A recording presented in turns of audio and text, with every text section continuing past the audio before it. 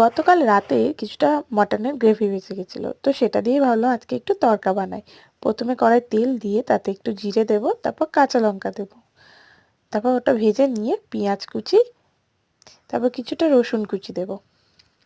ওটা ভালো করে ভেজে নিয়ে টমেটো কুচি দিয়ে দেব। দিয়ে ওটা ভালো করে নেড়ে নুন, তারপর পরিমাণ মতন হলুদ গুঁড়ো, তারপরে বেসিক মশলা যেমন জিরে গুঁড়ো, ধনে গুঁড়ো, এগুলোই পরিমাণ মতন দিয়ে দেব।